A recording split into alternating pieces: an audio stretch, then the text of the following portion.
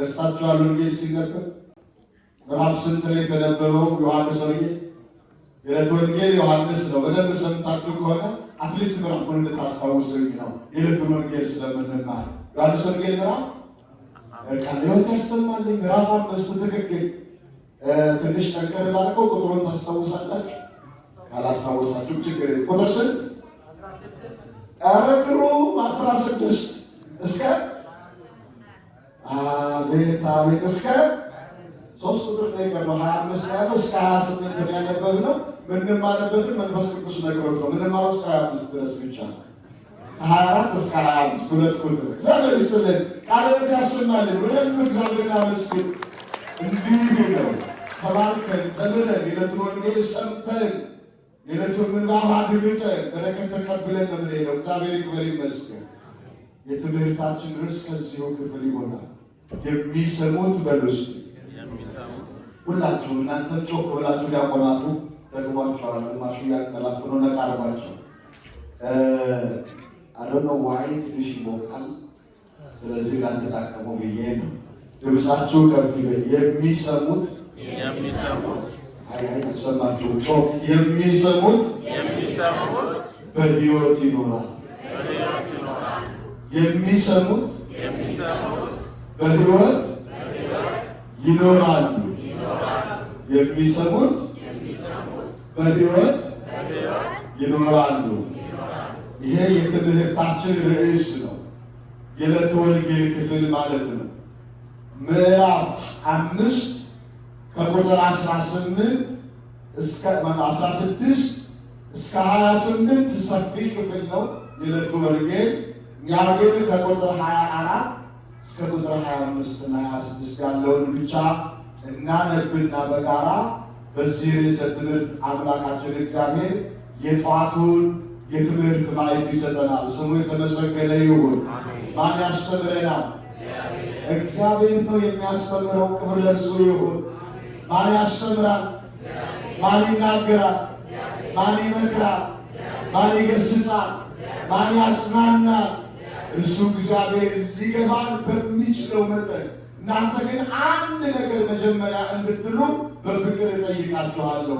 መጽሐፍ ቅዱስ ላይ ያለ ትልቅ የተማይጽኖ ቃል ነው። አብራችሁ ትላላችሁ። ታላቁ የእግዚአብሔር ካህን ኤሊ ለሕፃኑ መቅደስ ላይ በመቅደሱ በቤቱ ተኝቶ እግዚአብሔርን ያገለግል የነበረው ለሳሙኤል የተናገረው ቃል ነው። እርሱን አብረን እንላለን። አብራችሁ በሉ ከኔ ጋር ጌታዬ ሆይ ተናገር፣ እኔ ባሪያህ እሰማለሁ። እንዲህ በለው አለው ሳሙኤልን ሕፃኑ።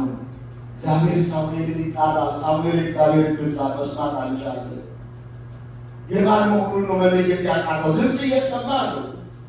ሊያውም የሚያስገመግም ደብተራዊቱን የሚያነቃንቅ ታላቅ ድምፅ ሳሙኤል ሳሙኤል ሳሙኤል እያለ ይጣራል። ሳሙኤል የእግዚአብሔርን ድምፅ መለየት አልቻለም። ድቅ ድቅ እያለ 2 ዓመት ልጅ ነው። ነገራችን የስንት ዓመት? 2 3 4 እያለ ነው የእግዚአብሔርን ድምፅ መስማት የጀመረው። አሁን ግን ማውራት መናገር መመለስ በሚችልበት ዕድሜ ለተልእኮ እግዚአብሔር ጠራውና ካህኑ ኤሊ ራቅ ብሎ ተኝቷል። አባቴ ካህኑ ኤሊ እነሆ እየጠራኸኝ መጣሁ ይላል። አልጠራው። የጠራው ማን ነው? ሳሙኤል። የእግዚአብሔርን ድምፅና የኤሊ ድምፅ መለየት አልቻለም። ድምፁን እንድንለይ ጆሮአችንን ይክፈትል። ድምፁን እንድንለይ ጆሮአችንን ይክፈትል። ቃሉን እንድንሰማ ሕሊናችንን ይክፈትል። ልባችንን ይክፈትል። እንዲህ ተብሎ ተጽፏልና ጌታ ልቧን ከፈተላት። ጳውሎስና ሲላስ የሚናገሩትን ቅዱስ ቃል ትሰማ ዘንድ እግዚአብሔር ምኗን ከፈተላት? ምኗን ከፈተላት? ልቧን በሉ ትመራመሩ በልብሎ የሚሰሙ ምናምን የአሜሪካን ዶክተርስ ፊዚሽያንስ ምናምን ልብ መስማት ነው ጉዳዩ። መስማት ጉዳይ ነው። ከልቡ ጋር እንዴት ነው? ጆሮ ነው የሚሰማው አይደል? የልብ ስራው ሌላ አለ ሲስተም። የልብ ስራው መስማት አይመስለኝም አይደል? እኛ ባዮሎጂካሊ የምናውቀው እሱ ነው። ልብ ከደም ጉዳይ ጋር ተያያዘ አይደል? ደም ማጥራት፣ ደም መውሰድ፣ ደም መመለስ ይመስለኛል። እኔ አንተ ተማሪ ነገራችን ላይ ሳይንስ አናውቅም፣ ግን ኢትስ ኮመን አይደል? ስለምናውቅ ልብ ደግሞ ከመስማት እንዳንድ ብዬ ነው። እግዚአብሔር ከጆሮ ጋር አይደለም ጉዳዩ ጆሮዋን ከፈተላት እንዳላየንና ልቧን ነው የሚለው። ስለዚህ ልባችንን ይክፈትልን። እግዚአብሔር ከልብ ጋር የጠበቀ ግንኙነት ነው ያለው። ልብ የሚለው መጽሐፍ ቅዱስ ሕሊናን ነው። ሕሊናን አይምሮን ነው፣ ውስጠትን ነው። ልባችንን ይክፈትልን። ምን እንድናደርገው? እንድንሰማው። ቃሉ የሚለው ምንድን ነው? የሚሰሙት በምን ይኖራሉ? በሕይወት ይኖራሉ። አረ ትምህርታችን ርዕስ ዮሐንስ ምዕራፍ 5:26 ቁጥር የትምህርታችን መጨረሻ ርዕስ ያደረግነው የሚሰሙት በሕይወት ይኖራሉ። በሕይወት እንድንኖር፣ ከሞት እንድናመልጥ፣ በብርሃን እንድንኖር፣ ከጨለማ እንድንወጣ፣ በመንግሥቱ እንድንኖር፣ ከዲያብሎስ እስራት እንድናመልጥ የምንሰማበትን ልብ እግዚአብሔር ይክፈትልን። ስለዚህ የሳሙኤልን ቃል በጸሎት መንፈስ አብራችሁ በሉ። ጌታዬ ተናገር፣ እኔ ባሪያህ እሰማለሁ። አሁን ከመንፈስ ቅዱስ ጋር ተስማምተን ነው ይሄንን ያልነው። ጌታ ምን ያድርግ? ጌታ ምን ያድርግ?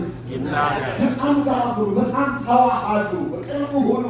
ምን ብለን የለመነው? አሁን ሰከንድ ምን ብለን ጸለይ? ምን አለን? ጌታዬ ምን በላለን? ተናገር። ማን ይናገር? ጌታ። እኛ ምን እናድርግ? እንስማ። ማን ይናገርን? እኛ ምን እናድርግ? እግዚአብሔር በሚገባን መጠን ይናገራል። በሚለን በሚገባንም ደግሞ ይናገራል። ምን በሚለን? በሚገባንና በሚገባን ይለያያል አይደለም? በሚገባን በምንረዳ መስማት በምንችለው፣ በሚገባን ደግሞ በጉዳያችን ሊገሰጽ ካለ እግዚአብሔር በቃሉ ይገስጻል፣ እንድንሰማ ይርዳል። ሊመከር ካለ እግዚአብሔር በቃሉ ይመክራል፣ እንድንሰማ ይርዳል። ሊጽናና ካለ እግዚአብሔር የሚያጽናና መልእክት ይልክለታል፣ እንድንሰማው ይርዳል። ሊገሰጽ ካለ እግዚአብሔር በቃሉ ምን ያደርጋል? ይገስጻል። ለምን አንበል? እንድንሰማው እግዚአብሔር ይርዳል። እግዚአብሔር ይናገር፣ እኛ እንስማ። ጌታችን ይናገር፣ እኛ እንስማ። በእግዚአብሔር እስማዓነ ገብርከ እሰማዓከ ሊበለው ጌታ ከተናገረ ከዚህ በኋላ እኔ አይደለም የጠራ የመቅደሱ ባለቤት የሰማይና የምድር ንጉሥ እርሱ እግዚአብሔር ነው። አሁን ደግሞ ያ ቃል ከመጣ እንዲህ ብለህ መልስለት። ጌታ የተናገረ እኔ ባሪያ እሰማለሁ በደሪያ ይናገርሃል አለ። እውነትም ይህንን ሲል ሳሙኤል እግዚአብሔር ውይይት ጀመረ። ከማን ጋር? ከሳሙኤል ጋር። ክብር ለእርሱ ይሁን። ቃሉን ከቁጥር 24 እስከ ቁጥር 26 አጭር ክፍል አብረን እናነባለን። ድምፃችሁ ከፍ አድርጋችሁ ትናገራላችሁ፣ ትከተሉኛላችሁ። እውነት እውነት እላችኋለሁ። አይሰማም ድምፃችሁ። እውነት እውነት እላችኋለሁ፣ ቃሌን የሚሰማ የላከኝንም የሚያምን የዘላለም ሕይወት አለው፣ ከሞትም ወደ ሕይወት ተሻገረ እንጂ ወደ ፍርድ አይመጣም። እውነት እውነት እላችኋለሁ ሙታን የእግዚአብሔርን ልጅ ድምፅ የሚሰሙበት ሰዓት ይመጣል፣ እርሱም አሁን ነው። የሚሰሙትም በሕይወት ይኖራሉ። ምን የሚሉት? በምን ይኖራሉ? በሕይወት። የማንን ድምፅ ነው የሚሰሙት? የእግዚአብሔርን ልጅ ቃል በቃል ነው። እስቲ በሉ የእግዚአብሔርን ልጅ። የእግዚአብሔር ልጅ ማን ነው? እሱም እግዚአብሔር ነው። እሱም እግዚአብሔር ነው። የእግዚአብሔር ልጅ እግዚአብሔር። ሙታን የእግዚአብሔርን ልጅ ድምፅ የሚሰሙበት ሰዓት ይመጣል፣ እርሱም መቼ ነው አለ። መቼ ነው? አሁን ይናገረን። አሁን እንስማ። አሜን በሉ። መቼ ይናገረን? ለመስማት ቀጠሮ ይዘናል። አይ አንድ ቀን ሰማዋለሁ፣ አንድ ቀን ቤት ከፍቼ፣ አንድ ቀን እታዘዘዋለሁ፣ አንድ ቀን በእውነት ለቃሉ እገዛለሁ ብለን ካለ የለም። እርሱ መቼ ነው ይላል መስማት? አሁን ነው። እርሱ መቼ ነው? አሁን የመዳን ቀን ይላል መጽሐፍ። ምንድነው መጽሐፍ ቅዱስ ትምህርት ላይ እንዲህ አለ። አንዳንድ ጊዜ reading from the Bible and reading to the Bible ይባላል። አንዳንድ ብዙዎቻችን እኛ reading from the Bible not reading to the Bible። አንዳንድ ጊዜ ጥቅሶቹን ስለለመድናቸው to the Bible ነው የምናነበው። to the Bible ማለት ሀሳቡ ወደዛ ወስደ ነው ማለት ነው። ነገር ግን from the Bible ስል exactly what ምን እንደሚል exactly የመዳን ቀን አሁንም from the Bible እና to the Bible መለየት ይችላል። ብቻቱን ከፍ አድርጉልኝ። የመዳን ቀን አሁን ነው። ቀጣዩን ጮክ ብላችሁ ነገሩ። የመዳን ቀን አሁን ነው። ዛሬ ነው። አሁን ነው። ዛሬ ነው በሉ። ዛሬ ነው በሉ። እሺ አሁን ነው በሉ። አሁን ነው። በጣም ጥሩ። አሁን ዛሬ ነው ያላችሁት reading to the Bible ነው። የመዳን ቀን አሁን ነው ያላችሁ from the Bible ሚለው ኤግዛክትሊ አሁን ነው። አሁንም ያነበብነው ቃል ምንድን ነው? እርሱም ዛሬ ነው ይላል። አሁን ነው። ለምን ይመስላችኋል? በዛሬና በአሁን ማለት በጣም ልዩነት አለ። ምንም ጥርጥር የለውም። ምን ሆናችኋል? እግዚአብሔር ልጆች ዮሐንስ ኦኔስ እኮ ነው። በአሁንና በዛሬ ማለት ትልቅ ልዩነት የለም እንዴ? ዛሬ 24 hours ዛሬ ማለት እሁድ መቼ ነው? ዛሬ ነው። ቅዳሴ የገባ ነው መቼ ነው? ከቅዳሴ ሲወጣ ነው መቼ ነው? ዲያቆናቱን ቁም የተቀበሉት መቼ ነው? አሁን ወር ዛሬ ምክንያቱም አሁን ይሰል ሞመንት አሁን ምን እያደረግን ነው? እየተማርን ነው። ኋላ ቁርስ ስንማር ስንሄድ ደግሞ ዮሐንስ 5ን መቼ ነው የተማርነው? አሁን ወር ዛሬ እንላለን ማለት ነው። ዛሬ 24 ሰዓት ነው። ከጠዋቱ እስከ ማታ ነግቶ 24 hours መቼ ነው? ዛሬ ነው። አሁን ግን ሰከንዷ ናት። የእግዚአብሔር ቃል አሁን ነው የሚለው። የመዳን ቀን ዛሬ ነው። ስለዚህ ጠዋት ባትል ከሰዓት ገባላ አላለም። ስለዚህ ምንድነው ቢፎር ኑን ካልቻልክ አፍተር ትገባ ነው እሱ አሁን። ምክንያቱም እግዚአብሔር የሚሰራው አሁን ጋር አሁን ነው። የመዳን ቀን አሁን ነው። እርሱም አሁን ነው። ሙታን እግዚአብሔር ልጅ ድምፅ የሚሰሙበት ሰዓት ይመጣል። በጣም በሚገርም ሁኔታ የሚሰሙት ለምን ይኖራሉ ይላል። በምን ይኖራሉ? ሞተና ላይ ብላችሁ እንዳትጠይቁ። የእግዚአብሔር ቃል መልሱ አዎም አይደለምም ሊሆን ይችላል። አዎም አይደለምም ሊል ይችላል። እኛ አለን ወይ? አዎም አይደለምም ሊሆን ይችላል። ከእግዚአብሔር ቃል አንፃር እናሳያችሁ። የእስራኤል ልጆች ሆይ ይላል አሞጽ ምዕራፍ 5 ቁጥር 1 ላይ እስቲ ከኔ ጋር አበሉ። የእስራኤል ልጆች ሆይ በሕይወት ትኖሩ ዘንድ እኔን ፈልጉ። ደስትሜን በሕይወት ትኖሩ ዘንድ እናስታንስ አሁን በምን አደላችሁ ማለት ነው። ኢማጂን እየሰሙ ያሉት እናንተ ብሎ ጠርቷቸው እኮ ነው። አቤት ብለዋል። በሕይወት ትኖሩ ዘንድ እኔ ካልፈለጋችሁ ወይም እኔን ካላገኛችሁ እኔ ከሌለኋችሁ ሕይወት የላችሁም እኮ ነው። ሕይወት አለን እኛ ጀስት እየበላን ነው እየጠጣን ነው። አልሞትንም። ፊዚካሊ ዴድ አይደለንም። እንሰራለን፣ እንወጣለን፣ እንገባለን፣ እንበላለን፣ እንጠጣለን፣ እንወልዳለን፣ እናሳድጋለን፣ እንነግዳለን፣ እናጠፋለን፣ እንማራለን ወዘተረፈ። ይህንን ነው ሕይወት የምንለው። መጽሐፍ ቅዱስ ግን ሕይወት የሚለው ከማን ጋር ህብረት ያለውን ነው? ከእግዚአብሔር ጋር። አስቡት፣ በደንብ ይግባል፣ ግልጽ ብሎ ይግባል። አዳምን እግዚአብሔር ሲናገረው አንድ አምላካዊ ቃል ተናገረው። እሱን ከተረዳን ይሄ ጉዳይ ጨለማ የሆንብን ግልጽ ነው። ይሄንን በበላህ ቀን ምን ትሆናለህ? በደንብ ደግማችሁ ንገሩ። ይሄንን በበላህ ቀን ትሞታለህ። እግዚአብሔር ዋሸ ወር እግዚአብሔር ትንሽ ኮምፕሮማይዝ አደረገ? አመቻመቸ? ኖ ኤግዛክትሊ እውነቱን የነገረው አዳም ዕፀ በለሱን በበላ ጊዜ ምን ሆነ? ሞተ። እንዴት ሞተ? ምክንያቱም መጽሐፍ ቅዱስ አዳም በሕይወት ስንት ዓመት ኖረ ይላል? 900 ምናምን አይደል? 900 ምናምን ዓመት አዳም በምን ውስጥ የተመላለሰው? በሞት ውስጥ። ምን ማለት ነው ካለ ኢሚዲየትሊ አዳም ከማን ተለየ? ከእግዚአብሔር። this is death spiritual death።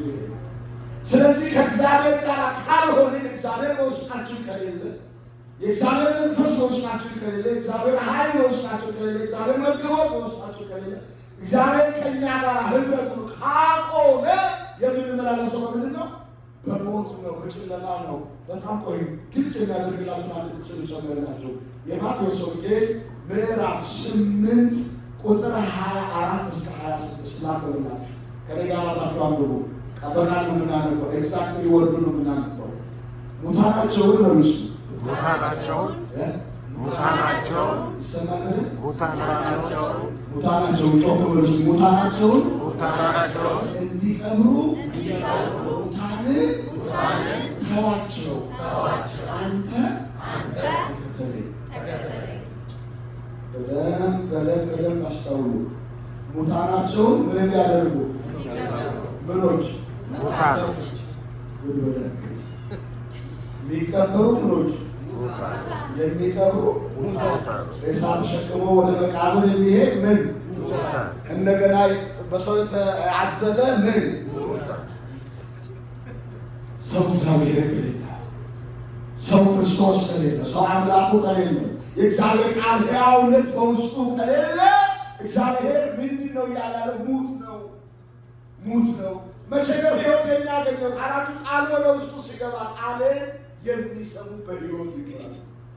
ሕይወት ነው የሚሰጠው ቃሉ። ክብር ምስጋና ለእርሱ ይሁን። ስለዚህ ሕይወት የሆነውን ቃሉ እንድንሰማ ልባችንን ይክፈትልን። በሕይወት የሚያኖረውን ቅዱሱን ወንጌል ትምህርት እንድንሰማ መንፈሳችንን ይክፈትልን። የተዘጋ ልብ ቢኖር እግዚአብሔር ይክፈተው። የተዘጋ አእምሮ ቢኖር እግዚአብሔር ይክፈተው።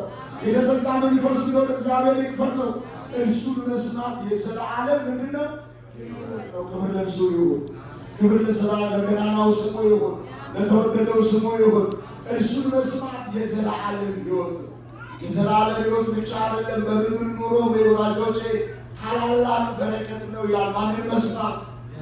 አንድ ሁለት ብለን ቆጥረን አንጨርሰውም። ጥቂቱን እስቲ እግዚአብሔርን መስማት የልብ ሐሴትና ደስታ ነው። ምንድን ነው? የልብ ሐሴትና ደስታ ነው። ማንን መስማት? Is there any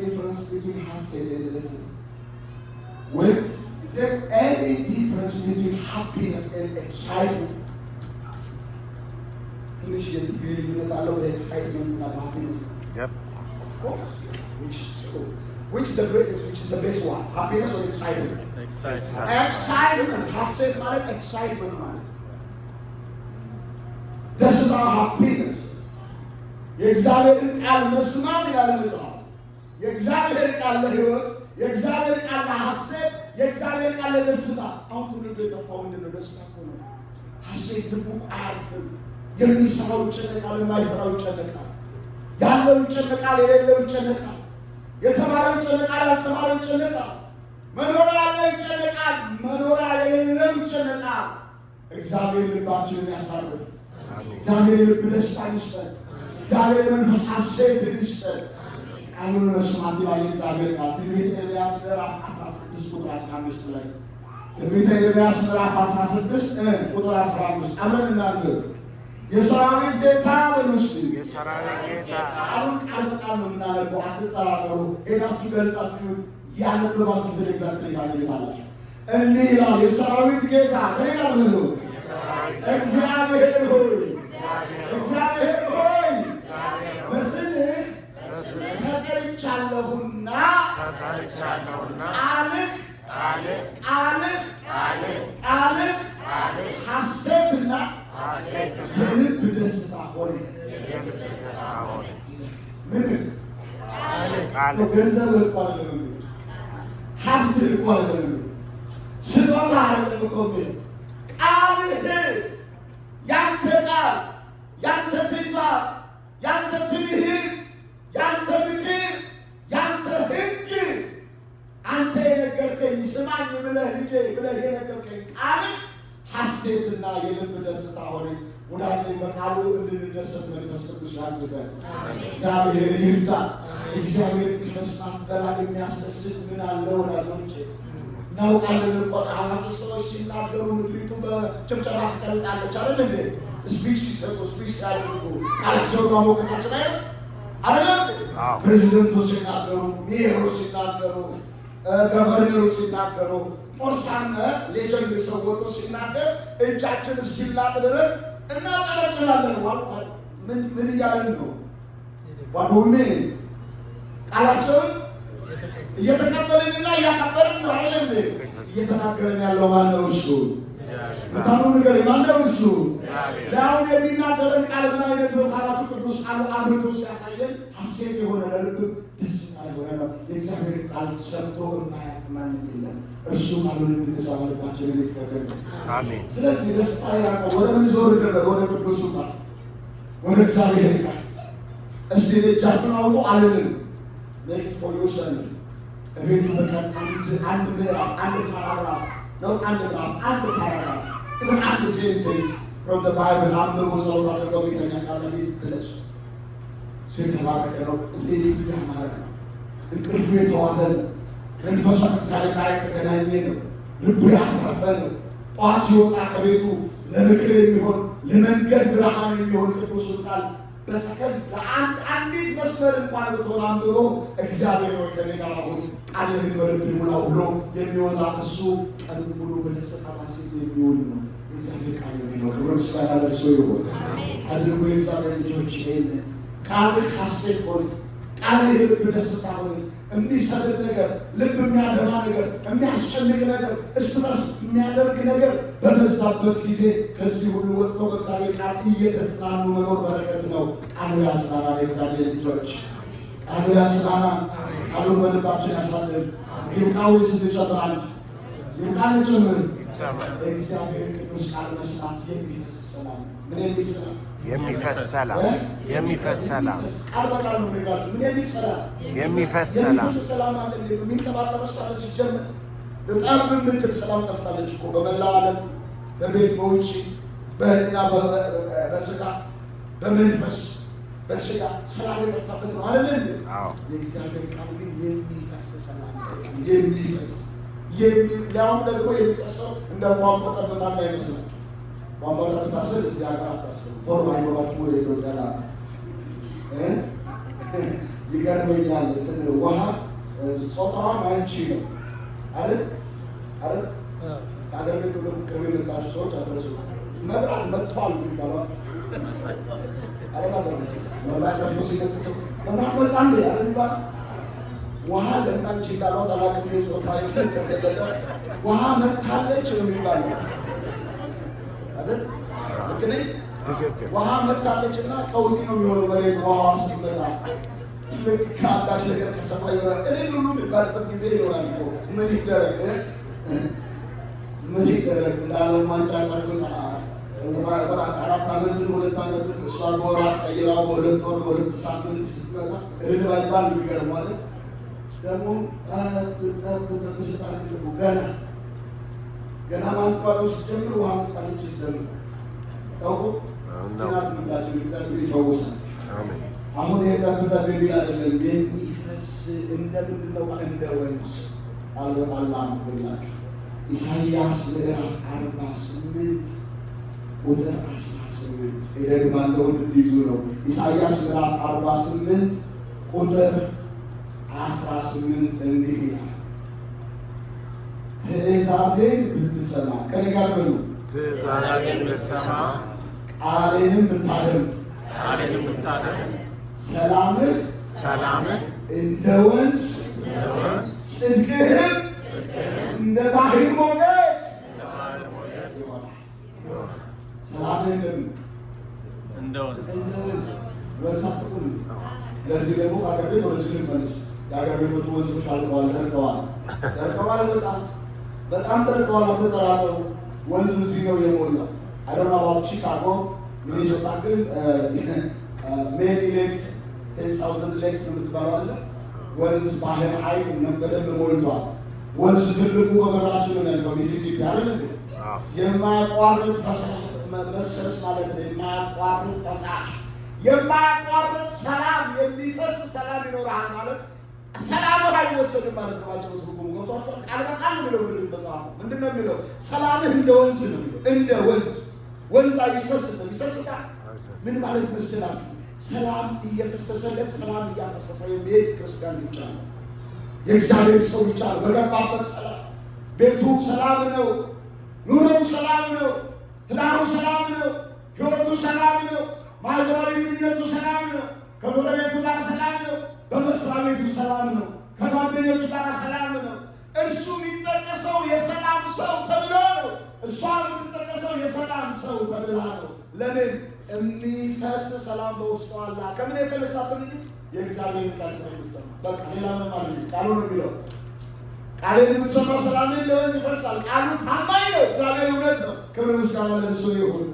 መጣችብን የምትባል አለች። መጣችን የምትባል እሷ ይኸው እሷ የሚለው ከተቀላቀለ ጀምሮ ጸብ የለም ሰላም ሆነን በህብረት አለን ይባላል። ይኸው እሷ እዚህ መንደር ከገባች ጀምሮ ጎረቤቱ በሰላም ይወጣል ይገባል። ፍቅር እንጂ ጸብ ይባል የለም። ይኸው እርሱ ከመጣ ከተቀላቀለን ህብረታችን ውስጥ ከገባ ጀምሮ ጸብ የሚባል ነገር ናፍቀን አይተን አናውቅም። ሰላም ብቻ። ለምን? የሚፈስ ሰላም እሱ ውስጥ አለ። የሚፈስ ሰላም እሷ ውስጥ አለ። ማናት እሷ? ማነው እሱ ካላት ማንም አይደለም። የእግዚአብሔር ቃል የሚሰማ ነው። ውስጡ የእግዚአብሔር ቃል ስላለ ክብር ምስጋና ለእርሱ ይሁን። ክብር ምስጋና ለእርሱ ይሁን። ስለዚህ ይሄ የሚፈስ ሰላም የሆነውን ቅዱሱን ቃሉን እንድንሰማ ልባችንን ይክፈትልን፣ አይምሯችንን ይክፈትልን፣ መንፈሳችንን ይክፈትልን፣ ሰምተን እንድንኖርበትም ይርዳል።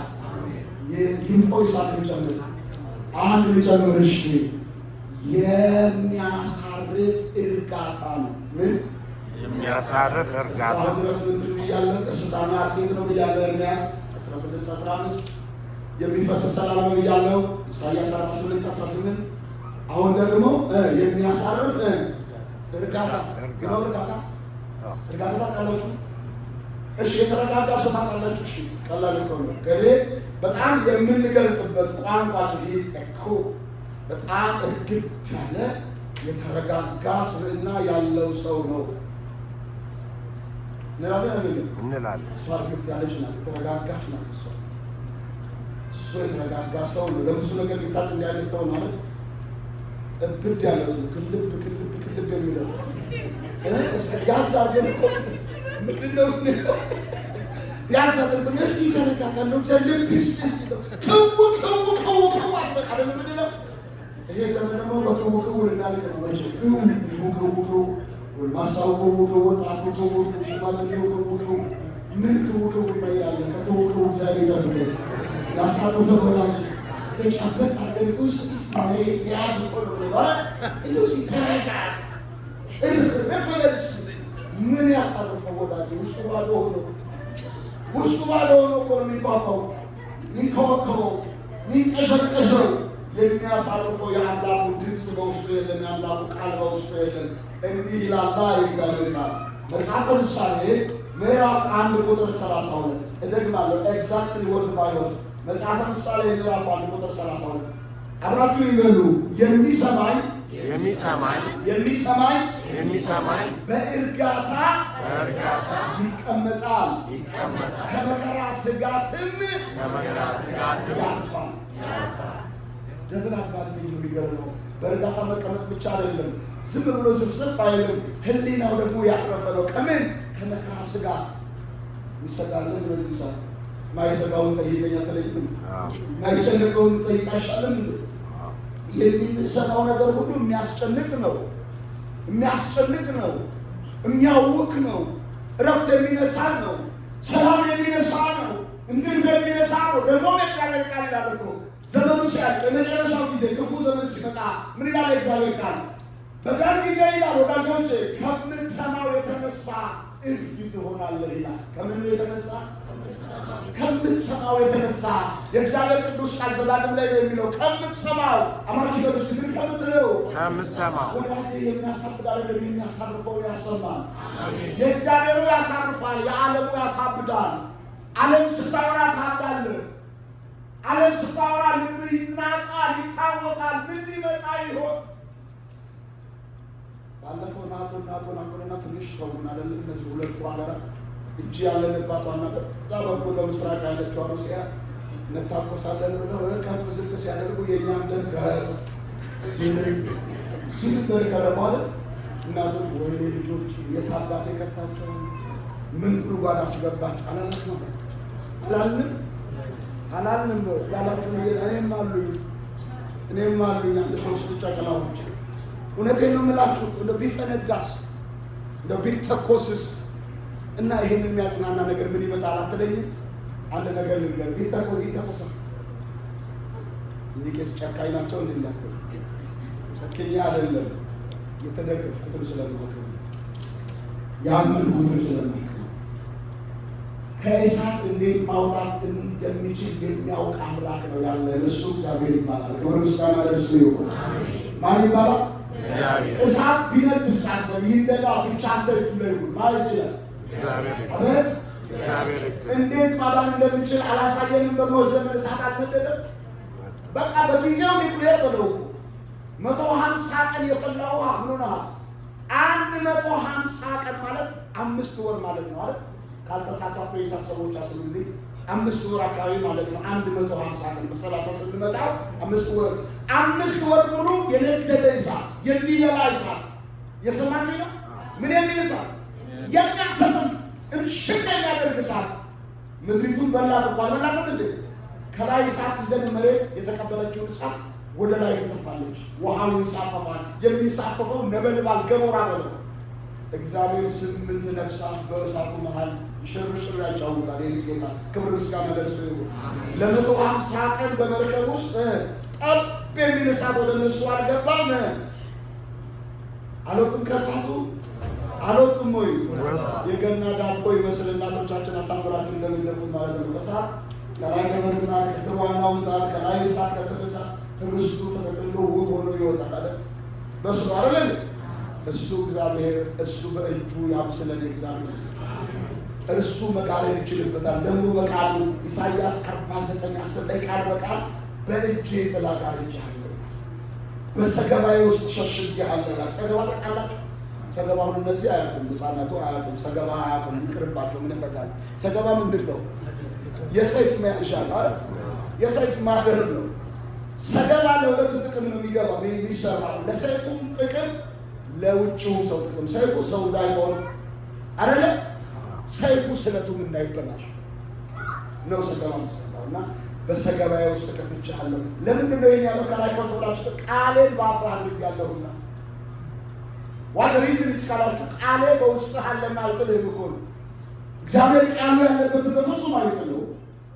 ቃሌን በአፍህ አድርጌያለሁና በእጄ ጥላ ጋርጄሃለሁ። በምን ጥላ? ሊጋርደን በእርሱ ጥላ። አሜን በሉላች። ምድሪቱን የሚበላ የመከራ ሲመጣ እግዚአብሔር ልጆቹን በእጁ ምን ያደርጋል? እጋርዳለሁ አለ። እሱ ይጋርዳል። ክብር ምስጋና ለእርሱ ይሁን። መዝሙር 90 ቁጥር 1 በልዑል መጠጊያ የሚኖር ሁሉን በሚችል አምላክ ጥላ ውስጥ ያድራል። ሁሉን በሚችል አምላክ ጥላ ውስጥ ቃሉን የሚሰማ እሺ የሚለው የእግዚአብሔር ቃል ያለው ቅዱሱ ትምህርት ያለው ቅዱሱ ወንጌል ያለው የምስራቹ ቃል ያለው እርሱ የሚጠፋ አይደለም። ክብርና ምስጋና ለእርሱ ይሁን። የሚያሳርፍ እርጋታ ብቻ ሳይሆን ከመከራ ስጋት የሚያሳርፍ ነው። በእርጋታ እንድንቀመጥ ከመከራ ስጋት ከጭንቀት እንድናርፍ የሚያደርገን ነው። የእግዚአብሔር ልጆች፣ ይሄ የእግዚአብሔር ቃል፣ ይሄ የእግዚአብሔር ኃይል፣ ይሄ የእግዚአብሔር ምስጢር፣ ይሄ የእግዚአብሔር ጥበብ፣ ይሄ የእግዚአብሔር አሰራር በቃሉ ውስጥ አለ። የሚሰማኝ ነው የሚለው ሰምተነዋል። እግዚአብሔር ቃል አሁን እስቲ ሰምታችኋል? ሰምታችኋል? ሰምተናል። እግዚአብሔር ቃል የሰማነው በልባችን እንዲቀመጥ መንፈስ ቅዱስ ይርዳል። መንፈስ ቅዱስ ይርዳል። የሚሰሙት በምን ይኖራሉ? በሕይወት ይኖራሉ። ቃሉ ቅዱሱ ቃል በልባችን ጽላት ከተጻፈ በአይምሯችን ሰሌዳ ከተመዘገበ ቃሉን ለመስማት ውስጣችን ክፍት ከሆነ ሰምተን ደግሞ ከታዘዝነው ከሞት ወደ ሕይወት ተሻገረ እንጂ ወደ ፍርድ ቀጣይ ነው። በዚሁ አንጻር ደግሞ በሚገርምና በሚያስደንቅ ሁኔታ የሚሰሙት ቃል ከሰሚዎቹ ጋር ስላልተዋሃደ አልጠቀማቸውም። ዕብራውያን ምዕራፍ 10 ደግሞ የሚያስደነግጥ ቃል አለ። የሚሰሙት ቃል ከሰሚዎቹ ጋር በምን ስላልተዋሃደ?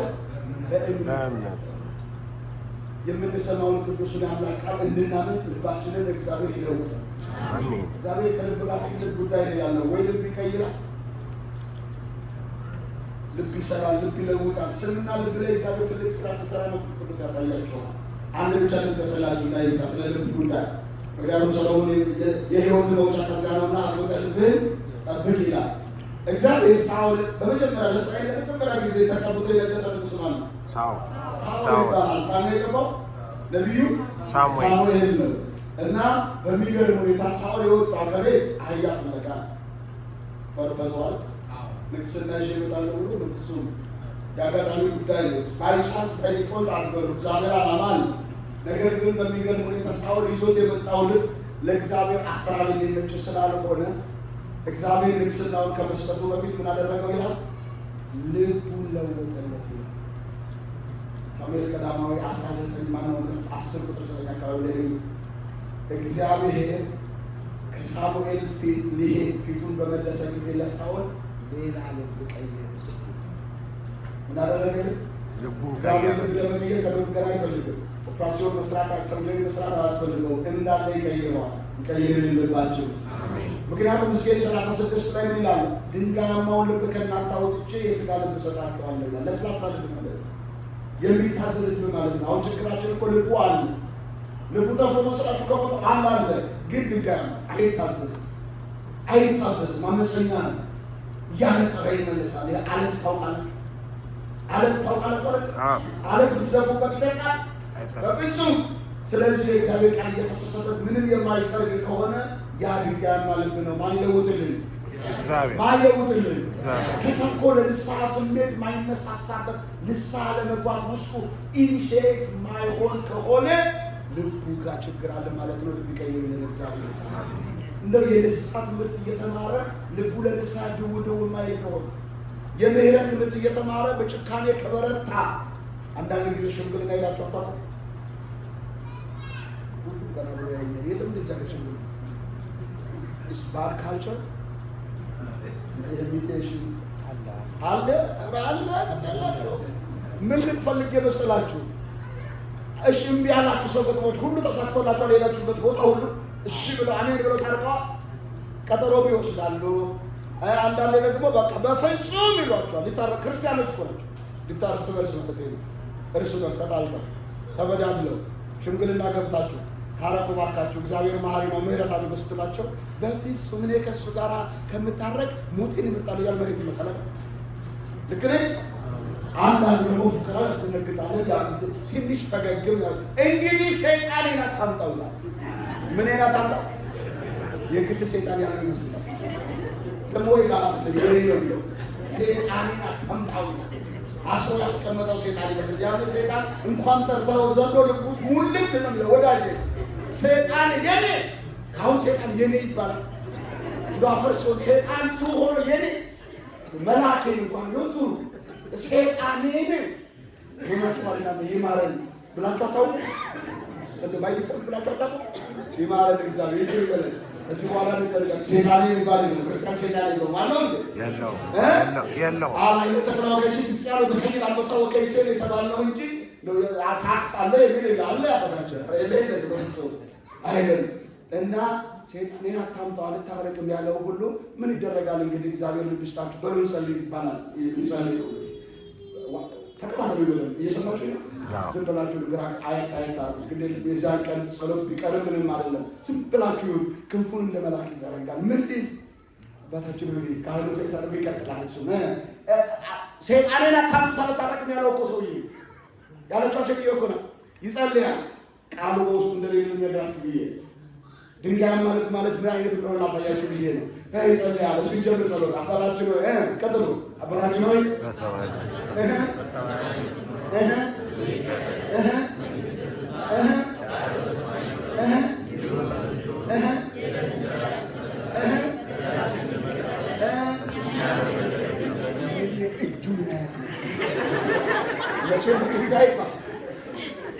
እኛም የበደሉንን ይቅር እንደምንለው ለማን ነው የሚነግረው? ማን ነው የሚዋሸው? እዚህ በሰከንድ እኮ አሁን እዚህ ኢሚዲየት እኮ እንዲህ ብሏል እኮ ይቅር እንደምንል ማን የበደሉንን ይኸው ያኔ ይቅር ይተባባሉ ነው። ግጥም ማርገዝ በተሎ ይቅር አለበለዚያ ምን ዘግተውት ሊሆን ከፖይ ነው። እንዴት እግዚአብሔር ይባላል? ቺቲንግ እግዚአብሔር ውሸት ከሱ ያወጣል። ይሄ ቅዱሱ የእግዚአብሔር ቃል ያለው ነው የሌለው ነው? እንዲባይ ያለው ነው የሌለው ነው? የሌለው። ይሄ በእርጋታ አይደለም የሚቀመጠው፣ ይሄ በቅብዝብዝነት ነው የሚቀመጠው። ይሄ የሚያርፍ ነው አይደል? የሚንከወከው ነው። ይሄ ሐሴትና ደስታ ያለው የለም፣ ጭንቀትና እውቀት ያለበት ነው። ይሄ የሚፈስ ሰላም ያለው ነው ወይስ የሚንጠባጠብም የሌለው ነው? ሁሉም የሌለው ነው። ወዳጅ እሱ ይሰውራል። መጨረሻ ርዕሱን አስተጋቡና እንጨርስ። የሚሰሙትን ከፍ ባለ ድምፃችሁ የሚሰሙትን በሕይወት ይኖራሉ። በሕይወት የሚያኖረውን ቃሉን ስላሰማን ስሙ የተመሰገነ ይሁን። በሕይወት የሚያኖረውን ትምህርቱን እንደ ጠል ውስጣችን ስለሞላው እኔን አገልጋዩን አቁሞ እናንተን አስቀምጦ ሁላችንንም ያስተማረን እግዚአብሔር ክብር ምስጋና ይግባው። እጅግ ታምራላችሁ፣ እጅግ ደስ ትላላችሁ። በእውነት እላችኋለሁ በማገለግለው እግዚአብሔር ስም በእውነት ነው የምነግራችሁ። ልባችሁን ላበረታ አይደለም።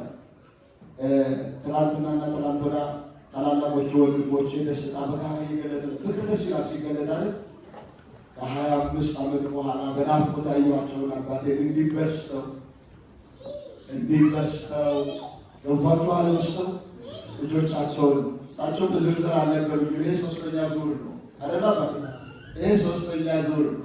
የመጀመሪያው 3 ከዛ 9 ከዛ 13 ልክ ነኝ? ዲስፕሊን የምትለው በደንብ አለች። እንዲበስተው አግኝቻለሁ። እግዚአብሔር ይመስገን። እንዲህ ነው ደግሞ ህዝቡ እንዲባላ የተሰራ ህዝብ እንደሆነ መንፈሳቸው ያስታውቃል። የተሰራ ህዝብ፣ የተሰራበት ህዝብ፣ የሚያምን ህዝብ ነው። በቅንነት የሚያመልክ እግዚአብሔር የሚፈራ ህዝብ እንደሆነ መንፈሳቸው ያስታውቃል። ዝናችሁ፣ ሽታችሁ ያስታውቃል። ምናችሁ ያስታውቃል? ሽታችሁ የሰማችሁ ነው። መጽሐፍ ቅዱስ ነው የሚለው በነገራችን ላይ ለሚድኑት የህይወት ሽታ ይላል። ለዲያቆኖስ ምዕራፍ 3 መዓዛችሁ ደስ ይላል። እግዚአብሔር በበረከት ያኖራችሁ፣ እግዚአብሔር በቅድስና ያኖራችሁ። አባታችንን፣ አገልጋያችሁን፣ ባራኪያችሁን፣ መምህራችሁን፣ ካህናቱን በበረከት ይጠብቅ ያኖር እግዚአብሔር። ቤተክርስቲያኒቱን ያስፋ ያለምልም፣ ውበታችሁን ያጠንክር። ተባረኩልኝ። እጅግ አከብራችኋለሁ። ሰላም እግዚአብሔር ከእናንተ ጋር ይሁን።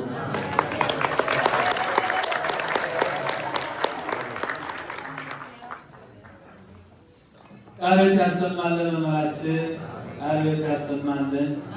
እዚያ ቀለል አያጸንተ እምብዛት አይጉ ፈትፋደ ባህርያቆስ ሲናገር በእውነት ልብን የሚያለመልም ከጣዕሙ ብዛት የተነሳ ከማርና ከወተት የበለጠ የሚጣፍጥ አጥንትን የሚያለመልም ነው። አሁን አጥንታችን ነው የለመለመው፣ ሰውነታችን ሳይሆን አጥንታ እነዚህ ጊዜ በረቅላል አጥንታችን ውስጣችን የለመለመው ማለት ነው። እና ወንድማችን የወንጌል ገበሬ ናቸው። በእውነት ቃልት ያሰማልን፣ በእድሜ በጤና ይጠብቅልን። እና በእውነት ደስ ብሎናል። ዛሬ ልጆችም አግኝተናል። አባታችንም ብፁዕ አባታችንም በዚህ ድካማቸው እኛ ጋር ወንድማችንም አባታችን መጋቢ ሐዲስ በእውነት ከብዙ ጊዜ በኋላ በመገናኘታችን ደስ ብሎኛል። እንኳን እግዚአብሔር ባለ ሥጋ ለመገናኘት አበቃን። ዛሬ ደስታ ቀን ነው። ከ5 ዓመት በኋላ ከእሳቸው ጋር ተገናኘን፣ ልጆችን ማገኘን። የእንግዲህና ልጆች ተወልደው ተገኝተዋልና እግዚአብሔር ስሙ የተመሰገነ ይሁን። በእውነት እናመሰግናለን። እግዚአብሔር እናመሰግናለን። ክብር ለእሱ ይሁን አምላካችን።